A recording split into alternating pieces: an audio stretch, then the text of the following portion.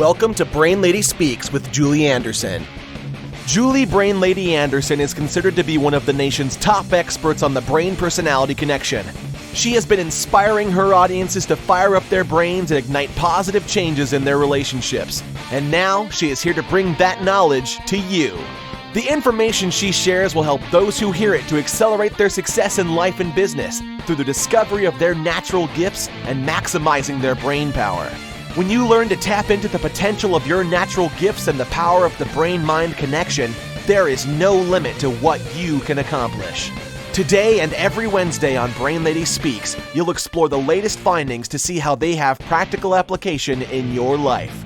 And now, get ready to join Julie Anderson on the Brain Lady Speaks radio show. Take it away, Julie. Hello, everyone, and welcome to the Brain Lady Speaks podcast/videocast. I am Julie, aka Brain Lady Anderson, and I am very excited to have another wonderful interview here on our show today. And I want to remind everyone to stay on till the end of the program because that's when the really juicy things happen. That's when we're going to tell you the wonderful thing that my guest today has in store for you, as well as all the different ways that you can stay connected with our guest and with us here at Brain Lady Speaks radio/podcast show. I hope you are having a wonderful day. I hope you're having a wonderful afternoon, a wonderful evening, wherever you are listening or watching this program. And we are honored that you are taking the time to spend with us today and to hear from our wonderful guest, Dr. Tanya Paynter. Did I Paynter. Paynter. Yep. I got Paynter. it. Welcome to the Brain Lady Speak show. Thank you. Thank you for having me here, Julie. Absolutely. I'm really, really looking forward to this interview because as we were talking before we started the recording, our producer is suffering from a headache. I have an old neck injury that causes me headaches. So this is something we're looking forward to finding out some more holistic, with your background in naturopathy, some ways to help with that. But let me go ahead and read for our listeners and our watchers your professional bio so they get a kind of a picture and a feel of where your background is. Dr. Tanya Paynter graduated from the University of Washington with a bachelor's degree in cellular and molecular biology. That's amazing. And a minor in inorganic chemistry before attending medical school at Vassar University. She graduated in 2012 with her naturopathic medical degree and has been treating women with chronic migraines for almost a decade. And more than that, too, as you'll find out, having suffered from chronic headaches herself for nearly 20 years. So she's speaking from a place of personal experience. She has a God-given calling to help women to find a way to manage their migraines more efficiently, or effectively, I should say. She is the founder of Migraine, both.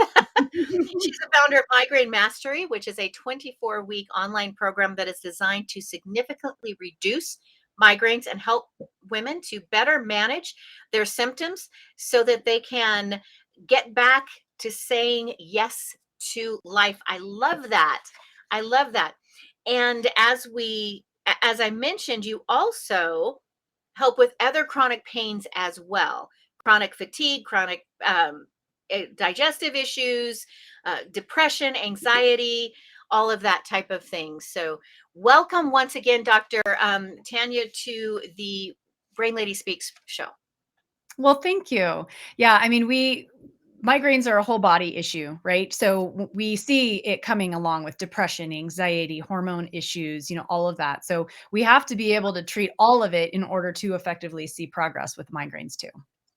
Yeah. And it's interesting. A lot of people have heard me say this on the show before, but my background, it actually started, I was working towards a bachelor's degree in natural health. And yeah, so I was very into, I was talking to somebody the other day and I'm like, I don't know why I got interested in it. I was kind of what would be considered a health cookie in my teens and just kind of rolled into that. And one of the courses in my natural health degree was on psychoneuroimmunology. So that connection between your thought process, your immune system, the chemistry in your brain, your immune system. And then it diverted me down the brain path, but enough about me. Funny how life works that way. I know, right?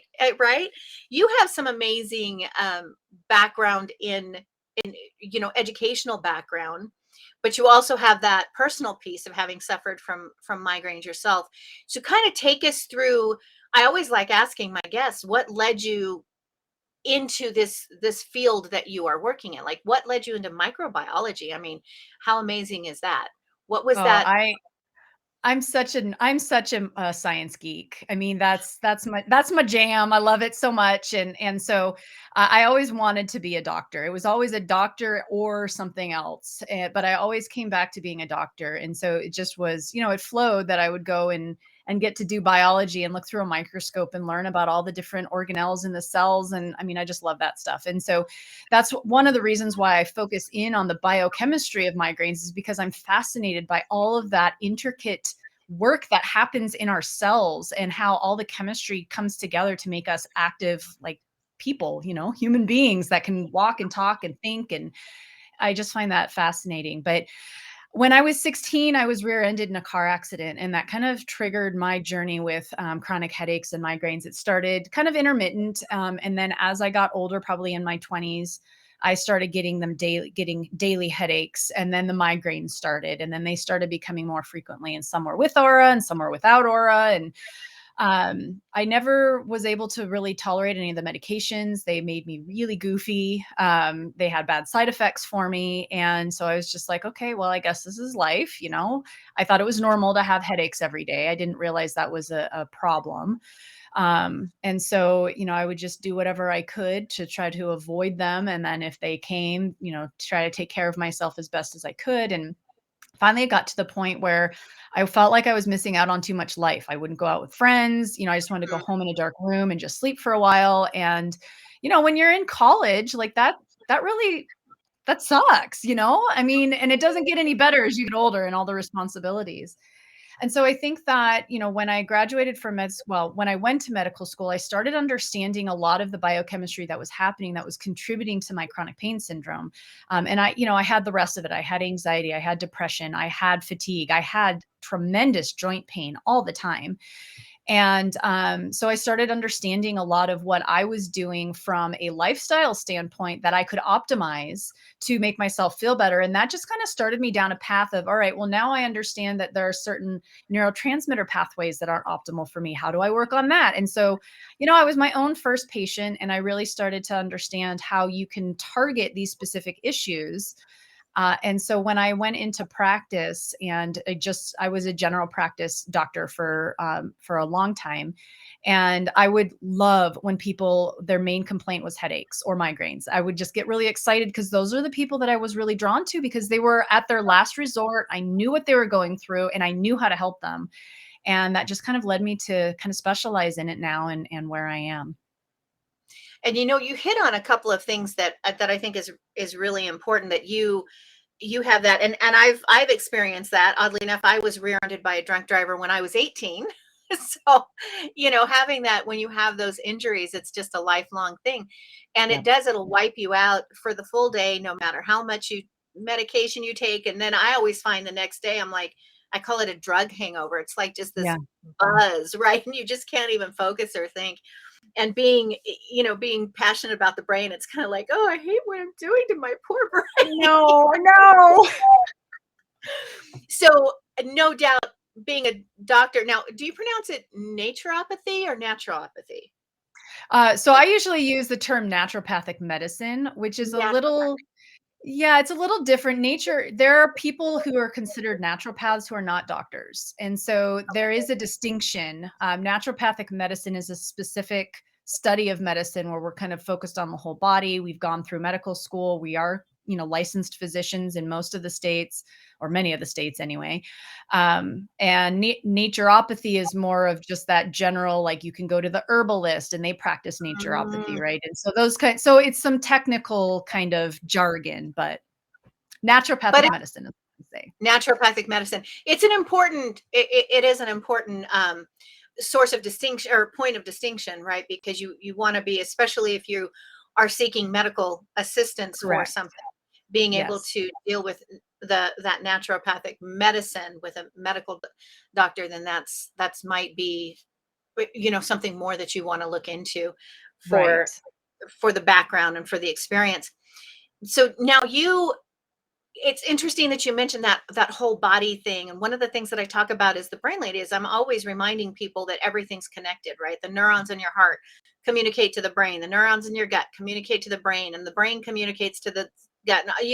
And it's everything is together. And so if one portion is out of sync, then everything's out of sync. So Right.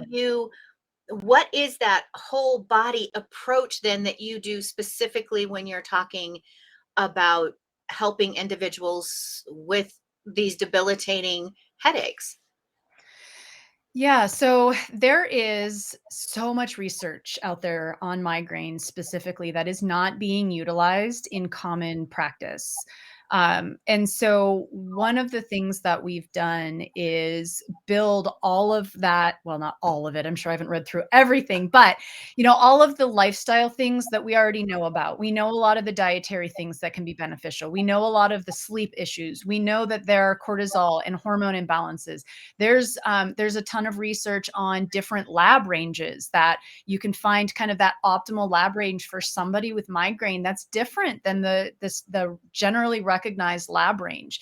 And so we use all of that to kind of work on, like, everybody works on sleep, diet, hydration, nutrition, nutrient status, all of that. And then once we see where things pan out, in some people, that's all they need. They needed the basics. They just needed to kind of learn how to care for their bodies nutritionally and, stress wise.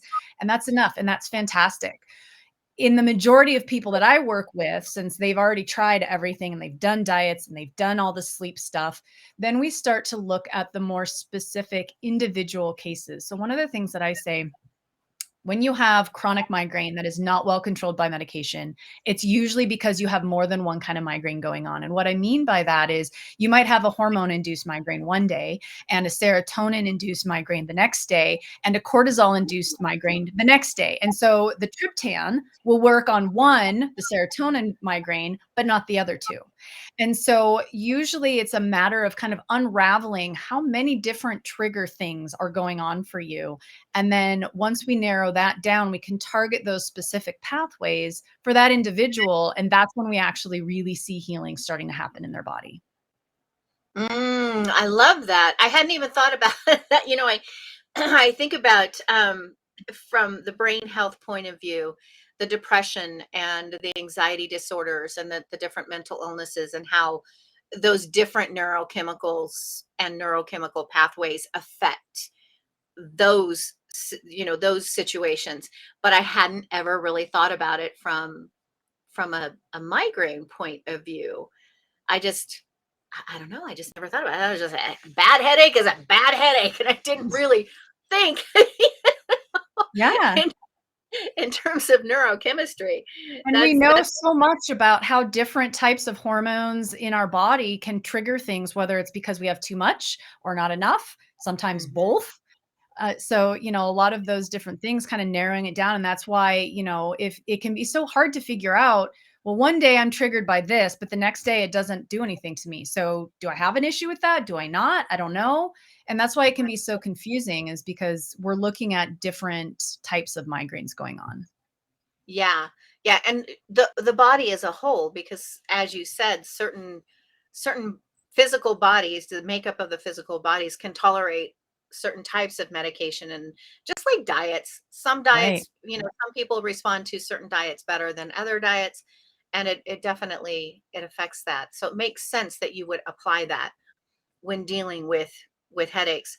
So when you talk about these imbalances or the root cause, how do you is there specific are there specific, so as the listeners, I'm trying to think of this from our listeners or those who are watching, and they're listening and they're going, okay, well, how do I know Yeah. what type of migraines I have and which direction I would go? Like, are there symptoms that indicate, okay, maybe this is the serotonin one and this is the dopamine one, or this is the diet based, or this is you need a really good chiropractor. Right. Yeah. Like I mean, There's kind of an art to it a little bit, right? So initially, we just have our clients track their migraines, and most people have, but it's tracking specific information. So, for example, the time of day you get a migraine can give us a lot of information about what's going on in your body. We know that certain neurotransmitters are higher or lower at certain times of the day or night. We know that certain hormones are higher or lower depending on the time of day. Whether stress triggers you immediately or a couple hours after the stressful event, that can give us some information. And so, the timing of the migraine around what's going on in your life, how much sleep you got, what you ate, how hydrated you are, the level of stress you have, all of that can give us clues as to some of the major imbalances that are going on. And so just starting to track that and seeing patterns, hormones is obviously not going to be a day-to-day thing. That's going to be a through the month thing. And Mhm. then to throw another wrench in the works, we not only have, an every 4-week cycle, right, for our periods, but we have a 2-week cycle for ovulation and our menstruation. And then we also have an 8-week cycle because we alternate ovaries every other month, or at least that's supposed Mhm. to be what happens. And so then we can actually see a migraine related issue happening 1 month, or a hormone migraine happening 1 month, but not the other. So, that starts to get really nitty gritty. And sometimes that can be hard to figure out. But if you're not looking for those particular patterns, it's really easy to miss because you're not thinking every 8 weeks, am I having different changes in my hormones? Right. So it's really just starting to get familiar with what's going on in your body, how things are changing, what's triggering you when. And then the other thing that we like to have our clients really do is write down what are their symptoms. So usually every different type of migraine will have different types of symptoms associated with it. And that's going to be different for every person. But you might notice that, sometimes it starts in the back of your eyes, like that sharp stabbing pain. Sometimes that's not there and it actually starts in the back of your neck and kind of radiates up. And then sometimes it's, it comes with a ringing in the ears or yawning or, whatever the case may be. If you're not consistent in your symptoms every time, it's most likely because it's a different type of migraine happening. So then you can start to track, all right, when am I having these symptoms? And then you track the different types of symptoms with the different migraines that you're having. And you're starting to be able to pick out, well, every time I eat corn, then Mm. 12 hours later, I get these symptoms and then I get a headache. So then you're starting to see, oh, well, corn is probably a trigger for this particular migraine. And on we go, right? So we start to really see those patterns emerge, but you have to be looking for them. And that's the tricky part. Yeah. No, you mentioned you spoke to the female cycle, and men have hormonal cycles as well. Just they aren't as recognizable Yep. Yep. as women are. But is it statistically speaking, do more women suffer from migraines than men? Yeah, about 75% women, 25% men. So, yes, definitely we do. And that's thought to be related to hormones, not necessarily just being a hormonal migraine, but our hormone fluctuations impact our neurochemistry, our immunology, all of it, right? And so those fluctuations definitely play a role in how susceptible we are to things. That makes perfect sense. Do you see in the that 25% of the male population, are they ones that have had more of a, I'm curious, more of hormonal issues themselves? Like for example, my husband, he doesn't suffer from migraines, although he did have a period where he had very bad headaches, but that wound up finding out that it was high blood pressure. But Mm, he has Hashimoto's disease, right? So mhm. his thyroid is up or down. It does this whole crazy thing. Do you find that things like that are connected in the male population as well? Yeah, I do see a higher correlation of Hashimoto's or thyroid issues in men with migraines than I do in the general male population. And one thing that I always like to mention too is you brought up hormones in men. We have the male hormones and the female hormones, right, that have been labeled that way. But what's really underutilized, underlooked at for men with migraine is that progesterone levels, when they're too low, even in men, even though progesterone is a female hormone, that, progesterone is a neurosteroid. So it reduces inflammation in the brain. It helps with boosting serotonin levels. It helps with a lot of these things that help kind of keep us stable mood wise and energy wise. And I can't tell you how many times I've had somebody, a man with chronic migraine, come in. All we had to do was test their progesterone level. It was in the tank. We do some supplemental progesterone, their migraine goes away. So they can be a very simple fix from a hormonal standpoint, but nobody ever tests progesterone in men. They're only looking at testosterone levels, but they've got testosterone and estrogen and progesterone as well. And that balance is really important for men as it is for women. So if any men are listening, make sure that your doctor is doing a thorough exam of your hormones and doing some testing to make sure that that's not a problem for you. Yeah, that's very good point. I didn't realize that was the progesterone was. I notice it's sleep related, huge. Which Mm-hmm. if it's low, right? If it's low, then you have more disturbed sleep. Right. So that's and then of course not sleeping well contributes to Yeah. Right. It's this having vicious cycle. right to having migraines. So obviously getting those hormones in balance and in check is important, whether you have two X chromosomes or an XY combination, right? Yes, ma'am. So listening now, if someone's listening and going, okay, so I need to start tracking because I'm going to reach out and I'm going to call Dr. Paynter, but I want to have all the information that I need to know, or I want to go talk to my doctor about this, my physician about this, but I want to be able to go in fully so that I already have the answers to the questions they may ask. What are some of the things that they would need to watch for, or maybe even something that they may be able to tweak on their own that could be I don't want to say a simple fix, but could be an obvious fix that they might be able to do? What are some of the things that a migraine sufferer can watch for? Well, so one of the things that is very, very missed migraine in migraine evaluation is sleep apnea. So very, very commonly, I hear I wake up in the middle of the night with one, or I wake up in the morning with one. And so my first question is, do you snore? Do you have a history of snoring? Do you wake up feeling hungry for air, or like you're holding your breath? I ask the partner, do you notice that he or she snores?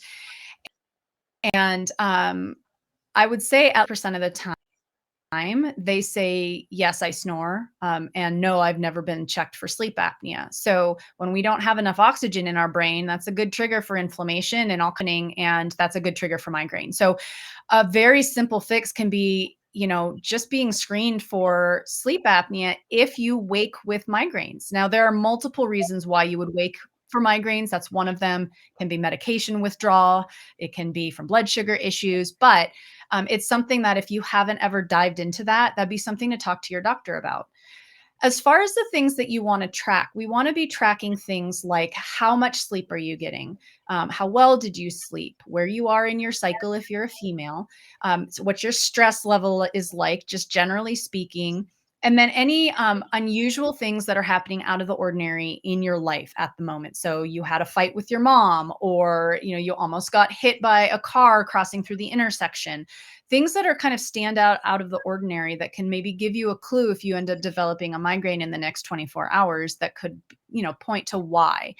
And then trying your best, because I know when you don't feel good, you don't want to be writing down why you're not feeling good, how you're not feeling good, but paying attention to the specific pain that you're feeling can be important. You don't want to focus on the pain, but you do want to make notes about it so that you can start comparing. Is it the same all the time, or is it different? And if it's different, then what's different around when I get this migraine? And then you can start seeing some of the different things coming through. And so that, I tell our clients, I don't want you spending any more than 2 to 3 minutes documenting this every day, right? You shouldn't be writing a journal. We just want to take a little bit of notes. So figure out your shorthand, rate things on a scale of 1 to 10. And then, we have, little cheat sheets where it's sleep, circle the number, right? So you can make something easy like that, where you're just jotting it down, you're circling any of the symptoms that you have, and then you're just keeping that record so you can kind of go back and look. Yeah, that's very good. And I just want to super support your statements on sleep. Um, is it, just the studies that are coming out on brain health and sleep, dementia, Alzheimer's, It's these so important. degenerative brain diseases. Yes. If you have sleep apnea or you're not getting adequate sleep, your risk goes way, way, way up, way Way up. up. So sleep, I mean, there's a number of contributing factors, as there are with migraines, right? But pay attention. If anybody's listening and you're suffering from sleep issues, you're not getting enough sleep, then you really want to do some investigating things to see if it is sleep apnea or if it's something else that is keeping you Low up and get progesterone. low Yeah. progesterone. Exactly, right? And get that addressed so that you can take care of your brain. Yes. Brain health is so important. I Sleep always is tell so people, important. yeah, I want my brain to outlast my body. Like, like I Yes. just, yeah, I love my brain. I I love my love brain brain. too. I know, right? Brains are great. They are. When they work So, right. when they work right, exactly, exactly, and they're fascinating when they don't. They're Yeah, fascinating. that's true. So there are because you take this naturopathic medical path. There's obviously things that I think the traditional medical path tends to overlook or tends to band-aid, right? That's one of the biggest things with medicine in general, traditional Western medicine in general, I feel, is that they tend to band-aid more. They don't always go dive down to Yeah. the source. And what do you see that conventional medicine is missing? And then share those with us and how they relate to migraines and what can a sufferer do if they find themselves in that position. So, um, so definitely one of the big things over probably the last 10 years or so that we're really understanding is the connection between gut and brain. And I think that there are some neurologists specifically when it comes to migraine, but I think doctors in general are starting to understand how important gut health is. And I'm starting to hear a lot more recommendations for, dietary changes, probiotics, things like that to help with gut health. And I think that's fantastic. But and a lot of times I hear people, they come to me and they're like, well, I don't have any food triggers. I don't have any GI issues. And that's great. And maybe you don't have any. In my experience, that's not the case. When there's something going on with a migraine, there's usually something not quite right with the digestion or the gut health in general. I had somebody come to me and she thought everything was fine. She didn't have any GI issues, and come to find out she was only pooping every 5 days. I'm like, that Oh is my not normal. That's not normal. And so it might be one of those things where they don't even know it's abnormal because it's just what they've lived with. And so right. really making sure that their gut health is where it needs to be. That's one big thing I think we miss. I think another thing That is just that gave me a headache. thinking of that, I know. I know. When I found that out, my reaction was the same as yours. I was like, what? 5 days? Okay. Yeah, so we got that taken care of for her, and amazingly, she felt so much better when she started going regularly. So, but then there's also genetics. Like, there is so much research on genetics and epigenetics and how it's impacting our brain, and we can do things to positively influence how our genes work that will have a positive impact on our overall health, but especially with our hormones and our neurotransmitters as they pertain to migraine. And so there's a lot of research on how these genes are affecting. And there's a very high correlation between mutations in a gene called the MTHFR gene. Many Mhm. people have heard of it, many people haven't. But if you haven't and you're interested about it, you can just Google MTHFR and find out about what it does. It is involved in every single cell in the cellular processes that happen. And so we're looking at it from a genetic level, that there's a lot that we can do to support that. And so I think that is a huge piece that is being missed as well. And then the third huge place that I'm seeing is missed is the endocrine piece, right? Hormones, thyroid, adrenals. A lot of times what I hear is, well, my neurologist says that they don't deal with that. I have to go to my gynecologist for the female hormone stuff or the male hormone stuff. Well, he's not going to a gynecologist, but you know what I'm saying. I And got it. then I got it. I'm proud of it. Or, and then if it's a thyroid issue, then they have to go to the endocrinologist. And so then they've Mhm. got 3 doctors who aren't seeing the connection between all of it that's contributing. And so that's part of the disconnect of not looking at the whole body as it interacts, because, our thyroid greatly impacts our hormones and our adrenal function, which has a huge impact on our migraine. And so that's another big problem, is how compartmentalized Western medicine made the body. So then you have the specialties that nobody really talks or understands the connection between the different specialties, especially as it pertains to migraine. So as far as what to do about those things, that my first thing is going to be go talk to a functional medicine or naturopathic doctor, right? Someone who Right. understands this whole body approach. I realize that's not always feasible, but having that conversation with your doctor, and your doctor should always be learning. If they're not willing to entertain new ideas and look at new research that's coming out, then that's probably not a doctor you want to stay with. I am constantly learning. I love when my clients bring me new research that they found that I didn't see, because then there's another piece to the puzzle that I can add into my repertoire, right? Yeah. So I would say that I think that self-advocation is super important, especially when you're dealing with chronic pain. And you should have a doctor who is willing to work with you, who listens to you, who doesn't just pass it off as, well, we've tried everything, I don't know what else to do for you, right? They should be helping you figure this out. That's what their job is. And so, there's nothing wrong with firing a doctor and going to somebody else. Like, you've hired them as a consultant on your health to help you figure things out. And if they're not doing their job, go find somebody who will. Yeah. I love that piece of advice. I think the mentality that we tend to be raised with, depending on who raised you, but in general, the attitude is, they're the expert, That's you right. listen to them. Do what your If they doctor say says. it's important, right? Nobody ever thinks about firing their doctor. Yeah. Although I can proudly say I fired my pediatrician on my first son on his first visit. Oh, okay. He didn't want to work with me, and I was like, okay, I paid you for this visit, give him a general health checkup, and I will find somebody else. And we parted ways. And I think he was a little shocked, because I was a new mom and I shouldn't know anything. That's But right. that's a whole nother story. But I agree with you wholeheartedly. Yeah.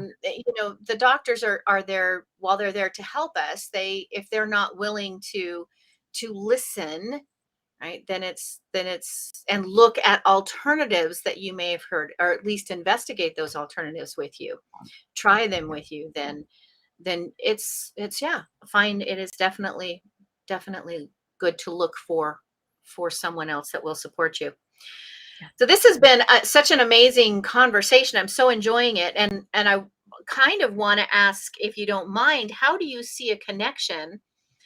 I can see a connection as the brain lady between the depression and the migraines, but do you see that happen a lot when you have the chronic migraines, that it's also connected to things like chronic fatigue? And then how does that affect the mental health of the individuals that you treat? Yeah, I definitely see a very high amount of chronic migraine associated with anxiety and depression. And a lot of that comes back down to the neurotransmitter imbalances that are happening. And there are a lot of things that are in common between the depression and anxiety. And so we do neurotransmitter testing on our clients to kind of help understand exactly what balance they've got going on, or imbalance, I should say. And, a lot of times it comes down to their serotonin levels being all wonky from taking triptans, or their body, their genetic makeup is burning through their serotonin too quickly, that leads them to depression.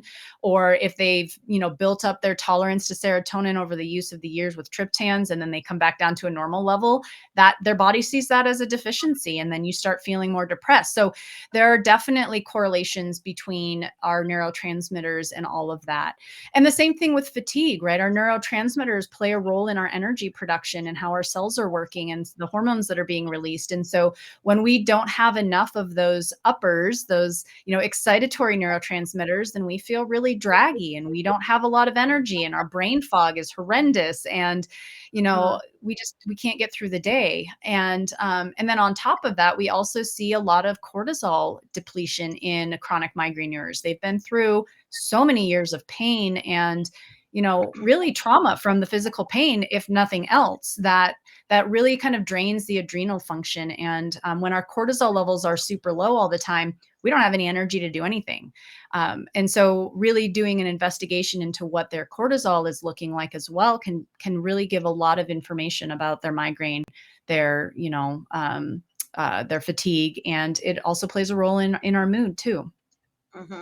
And that's where wrapping back into all that loop is that gut health too, right? Yeah. Because 90+% Yep. of the serotonin production in the body is produced in the gut. Yes. Yes. So if your gut's off, then you're not producing the serotonin, and yeah, so it's all connected. It is all connected. It is. It's all connected.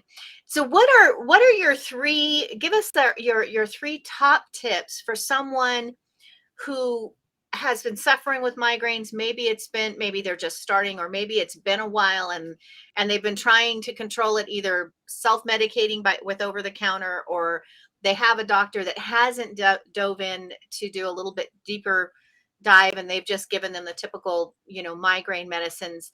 What are your three top tips for them to be able to find relief, not just the physical relief, but the emotional relief, because Yeah. it's so emotionally draining when you are battling with chronic health issues? Yeah. Yeah. So three, I have to limit it to the top three. Okay. So, so first I would say, let's take a look at labs. I think that, I can't tell you how many times people have said they've had their labs drawn and their labs look fine. And so it's not anything having to do with that. But understanding that research has shown us that certain labs they're different for people with chronic migraine. For example, the thyroid labs, they've done studies that show that a T3, a free T3, which is it's our active thyroid hormone, which, by the way, is usually never tested in conventional medicine. So you specifically have to ask for it. Usually they'll just do a TSH, and as long as it's in normal range, then they consider it fine. But your T4 and T3 are the really important ones that we need to measure to take a look at what's going on. And I can't tell you how many times we found normal TSH, normal T4, in the tank T3, and anything below a 2.5 has been shown to be correlated with increased migraine intensity and frequency. Well, a normal range is 2.2, 2.3, somewhere in there. So if you're 2.4 and that's in the normal range of the lab they're using, they're saying you're fine, when that could be a huge piece of your migraine picture. So really understanding some of the labs and the normal labs for somebody with migraine is really important. And not a lot of doctors are aware that there's actually a different range for some of these numbers. So that's one, is really making sure that the labs are evaluated properly for someone with migraine. Number two, I would say, would have to be investigating hormones. When I say hormones, I mean specifically sex hormones and adrenal and cortisol levels. And the problem with that, though, is that most doctors are going to order blood testing, and blood testing, when we're looking at things from a functional standpoint, is not going to give us the information we need, because when we're transporting hormones in our blood, they're attached to molecules that will transport it because it doesn't mix in blood well. So when we're testing for the hormones, we're not necessarily getting all the things that are attached to different molecules, different transport things. So we're not really getting an accurate picture of what's going on. We're just seeing a snapshot. What we really want to do for an accurate functional evaluation of hormones is either salivary or urinary testing. And so that's going to be usually done through a different type of lab that some doctors are willing to look into for you, but most of the time you're going to want to see if you can pursue that through a functional medicine or a naturopathic doctor. And that will really give us an idea of not only your levels, how your body is able to utilize it, but also the ratio between your estrogen and progesterone, which is extremely important in migraine because we should be having a 200-to-1 ratio of progesterone to estrogen. And what I typically see in our clients is anywhere from 20 to 50. That is way too much estrogen and way too low on the progesterone levels. Even if their levels come back within normal range, if that ratio is off, they're not balanced. That's not acceptable.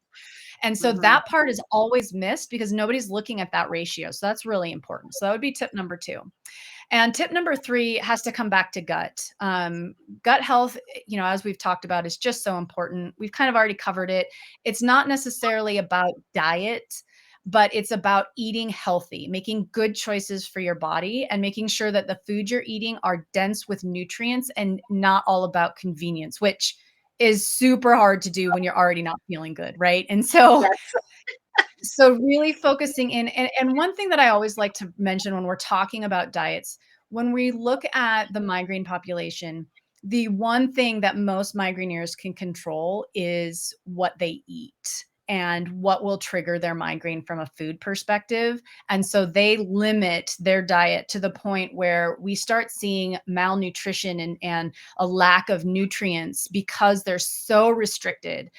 I like to encourage everybody to come from a different place, right? We don't want to restrict our body from food. We want to eliminate or avoid inflammatory foods, but there is so much anti-inflammatory foods available to us. We just have to learn it like teff.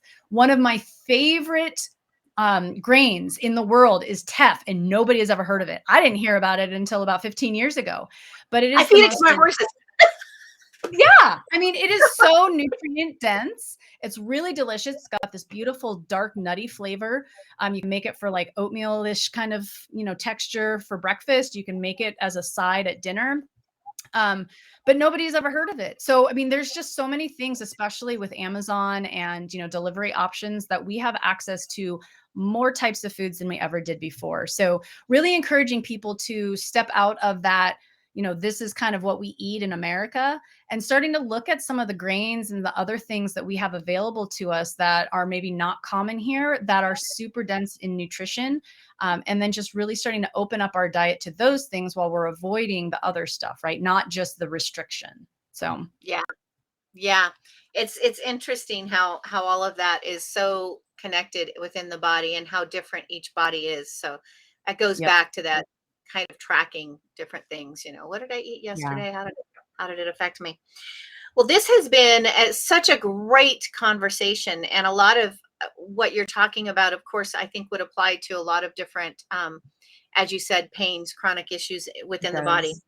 Now you have something, this is the juicy part that I always tell people to hang on to. You have a guide of 5 things that every chronic migraineur should know. Yeah. And tell us how we can get that, how they can get that. Yeah, so you can go on our website at migrainemastery.org. We have it as a free download available. But yeah, here's the link here. And it basically is just kind of a little mini ebook that I put together that has the top 5 things. So you asked for my top 3, but the top 5 things for us to kind of look at to make sure that your doctor has evaluated for you and has evaluated correctly so that you can kind of rule things in, rule it out, and really help you to kind of hone in on some of those things that is not really commonly investigated, or if it is investigated, is not really properly investigated with a lot of doctors. I love that. I love that. And be your own best advocate. And if you aren't Yes, your own best advocate, then bring a nice strong personality with you to help that's help right. with that. Fight for Especially if yourself. you get stressed out at the thought, and you shut down in that office, having somebody there can be Yeah. very beneficial. Well, there's lots of ways. Now I have to ask you, so you're based in Spokane, Washington. Mhm. What if somebody's like, oh man, I really want to. Oh, that's right, you have a lab guide as well. Sorry, it's popped up here. Oh yeah, I do. So we talked about the importance of a proper lab interpretation. I forgot that I was offering that as well. So yes, don't let them Okay. All right. Awesome. So both. not everybody lives there, obviously. So somebody's Right. watching this or listening to this and going, I loved the things that she had to say. I would love to work with her.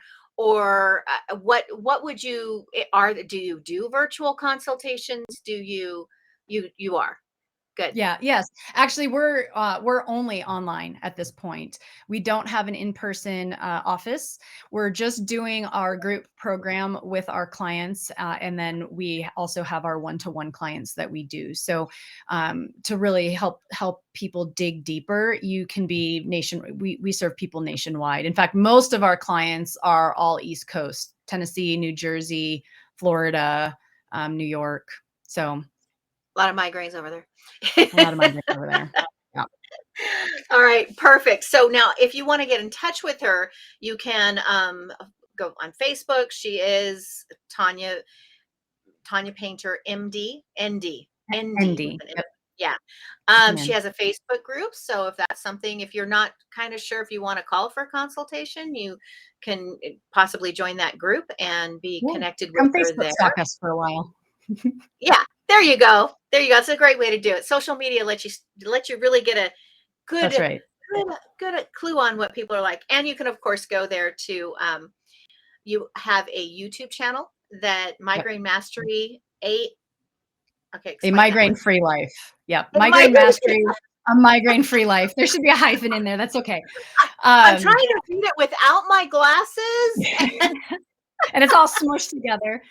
Yeah, you can And basically anywhere you go, you can just Google migraine mastery, and our groups will pop up. Everything is migraine mastery something, right? So, but with our YouTube, I shoot about anywhere from 10 to 20 minute videos, kind of going a little bit more in depth in a lot of the stuff that we've talked about, and how to properly track symptoms, and what seasonal allergies have to do with migraines, and how depression plays a role in migraines, and all that kind of stuff, so that you can really kind of get a better sense of some of these things that aren't really commonly looked at or even understood is how it's playing a role in the migraine syndrome. So a lot of people like those videos. I love it. I love it. I love it. I love it. Well, Dr. Tanya, thank you so much for being Dr. Tanya Paynter. Sorry, Dr. Paynter. Dr. Thank you, Tanya, I go by Dr. P, whatever. Dr. P. Thank you so much for being on the Brain Lady Speak show today. It was a very valuable content. Sometimes what I do is just super interesting, and this was interesting as well as very valuable to be able to have this conversation. And I hope that we're able to reach to a lot of individuals. So I encourage everyone to connect with you and follow you. I know I will. I know I Well, will. thank you so much. It's been wonderful being on. I've enjoyed our conversation as well. Absolutely. And you can reach out to her on any of the social medias, or you can always shoot her an email at support@migrainemastery.org. All right. So now you know how to stay connected with our guest. Also stay connected with me. I am at Brain Lady on Twitter, Brain Lady Julie LinkedIn, Brain Lady Julie on Instagram. I am Purple Brain Lady on Facebook. We have a Train Your Brain, Understanding Master Your Brain Personality Connection group on Facebook that we'd love to have you a part of if you've taken the brain personality assessment. If you haven't taken the brain personality assessment, I encourage you to go do that. That is a real foundation to get out there and live your best life and take care of your brain and love your brain like we do. And until next time, if this is great information, if you enjoyed it, please give us some social love. Give us a thumbs up, give us a like, give us a share. This is obviously, I don't think anyone doesn't know someone who suffers from one of the chronics, right? Chronic fatigue, chronic pain, chronic um, migraines. It's there and it's all connected. So it's valuable information that we covered today. I think there are definitely some points that every person can take away and apply in their life. And it's those little tweaks, those little adjustments that you make from day to day that can really help you to enjoy your life and have a healthier mental attitude as well. So once again, thank you, Dr. P, for being on the show. And I want everyone, we are honored that you took the time to listen and watch us today. And as I like ending all of my programs, I want everybody to just kind of roll their shoulders back, shake it off, take a nice deep breath, go out there and simply enjoy every moment.